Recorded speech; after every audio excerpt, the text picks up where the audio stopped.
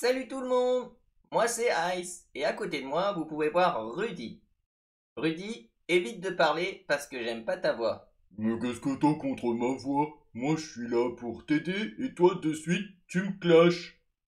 Allez, on va se créer une petite application tous les deux pour montrer aux créateurs de cette chaîne que c'est pas si dur et c'est pas si compliqué d'en faire une.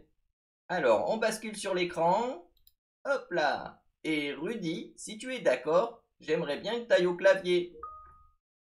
Alors, tu Ok, m'écoutes bien, je vais Rudy, faire parce que moi, ceci. je sais pas trop si tu vas bien réussir. Alors, je vais te donner des conseils. Va dans Nouvelle application. Ok, Ici, tu vas choisir Commencer par une conception de page. C'est ici que tu vas pouvoir choisir un canevas vide. Super! je vais choisir tablette. Ce sera plus sympa et plus visuel pour tout le monde. T'es d'accord, Ice? Oui! Vas-y! L'application est en train de se générer. Nous avons un petit temps de préparation afin d'afficher le studio. Premièrement, dans cette application, on va y connecter des données. Pour faire ceci, tu peux passer par Ajouter des données ou alors par le bouton Ajouter des données. Ici, tu vas chercher le connecteur SharePoint. Une fois fait, tu vas le valider. Tu vas pouvoir à ce moment-là choisir un site où sont rangées tes listes.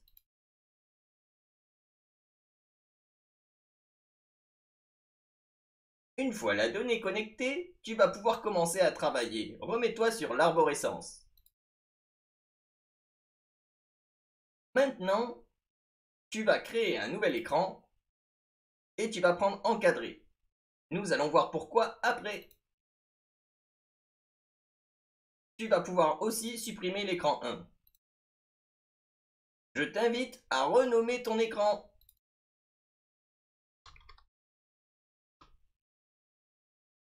Bravo Rudy! Bah tu m'as pris pour qui? Alors, maintenant, je souhaiterais que tu mettes un titre à cette application dans la partie header de ton application. Ok.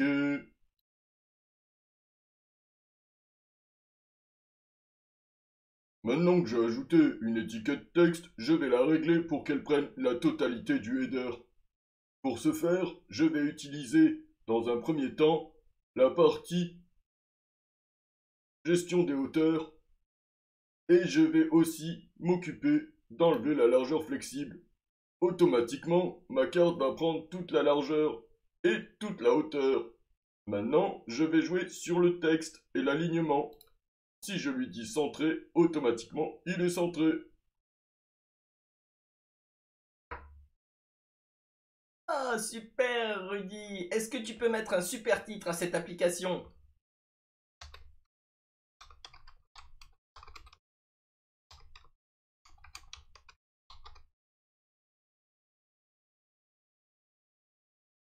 Voilà, c'est fait.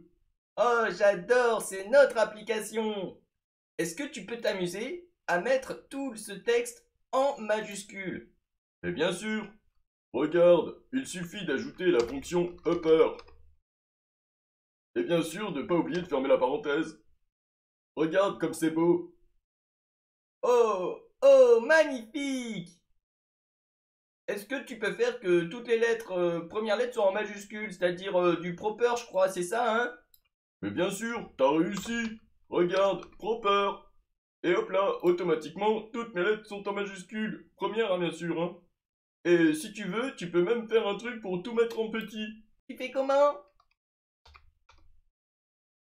Avec la fonction lower. Et comme vous avez pu le voir, c'est la nouvelle barre.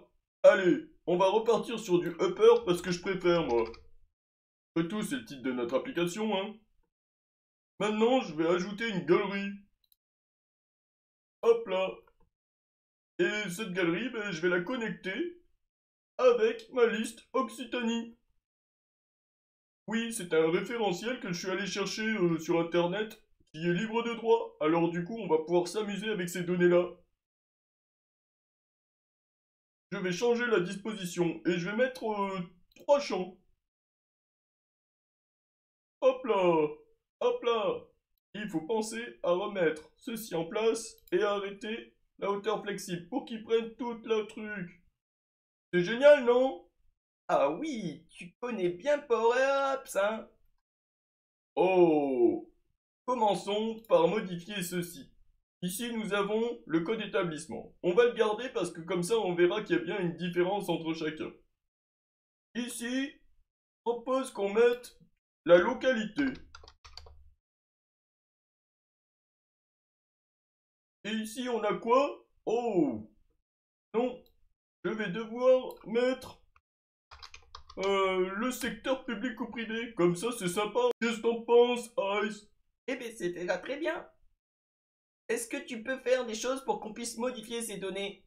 Oui, je peux faire ça.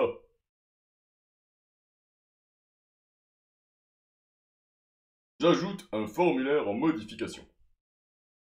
Ce formulaire, je vais y coller ma source de données.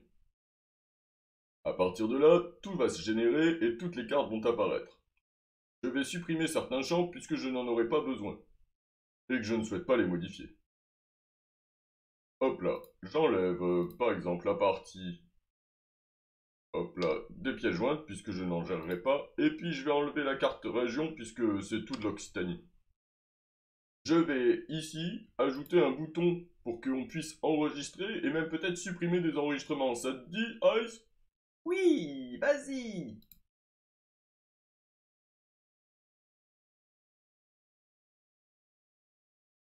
Maintenant, je gère pour que ma carte rentre dans le formulaire et que ceci ne me donne pas de problématique d'avoir un scroll à faire. J'ajoute du coup un bouton enregistrer ou une icône. Tiens, si je tapais enregistrer ici, j'ai directement une petite disquette qui va apparaître. Génial! Je vais aussi insérer une corbeille directement.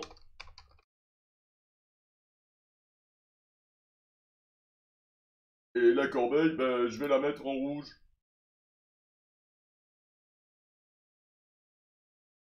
Waouh, tu nous fais une belle application, je trouve. Mais par contre, je ne vois pas les données dans le formulaire. Comment tu fais? Ah, ben c'est pas difficile. Il suffit juste que tu ailles dedans le formulaire, dans la partie avancée, et que tu décides de mettre un item. Et ici, on va rajouter galerie, galerie 1.selected, et automatiquement, notre donnée devrait apparaître. Waouh, c'est top! Ah oui, tu connais bien Power Apps. Regarde ce que ça donne. Dès qu'on va pouvoir sélectionner un autre élément, automatiquement les données vont changer dans le formulaire. Waouh, trop fort! Ah oui, oui, oui. Bon, maintenant j'aimerais bien que tu modifies de la donnée. Comment tu vas faire pour enregistrer tout ça? Eh bien, je vais aller sur la disquette. Et ici, je vais y ajouter une formule qui s'appelle submit form. Entre parenthèses, je vais mettre le nom du formulaire. Et je vais fermer. Je vais aussi penser à ce que lorsque je puisse faire tout ceci, eh bien, j'ai une information comme quoi le formulaire a bien été transmis. Je vais aller du coup dans l'arborescence de gauche, cliquer sur formulaire et dans la partie on success, rajouter une notification avec la fonction notify. À l'intérieur de ceci, je vais pouvoir mettre mon texte. Votre enregistrement est bien transmis. Je vais du coup ajouter un type de notification et je vais choisir le succès. Hop là. Je peux aussi prévoir en copiant tout ça et en le mettant dans le failure pour dire que quand le formulaire ne sera pas envoyé, eh ben ce ne sera pas transmis.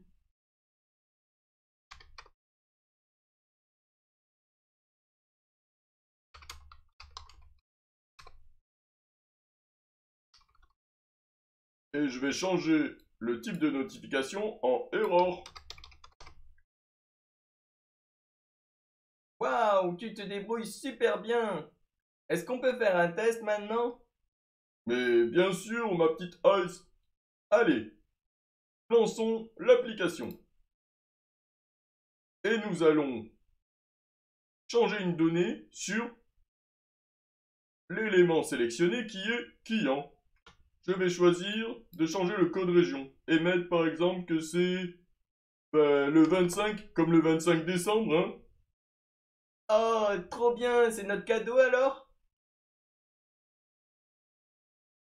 Voilà, on a bien notre message qui dit votre enregistrement est bien transmis. À partir de là, on va pouvoir aussi gérer la partie corbeille. Pour ce faire, va sur l'icône corbeille et sur l'icône corbeille, ajoute la fonction qui s'appelle remove. Tu vas pouvoir choisir la liste auquel tu veux enlever un élément. Et ici, vu que tu es dans un formulaire, tu vas pouvoir utiliser thisItem qui va du coup sélectionner l'élément que tu as mis et le supprimer. On est parti pour un test. Je vais supprimer client. Hop là, plus de client. Oh, aucun élément affiché. C'est normal, aucun n'a été sélectionné. Pour pouvoir sélectionner un élément lorsqu'il est supprimé, ou resélectionner un élément directement, je vais ajouter un reset de la galerie en question.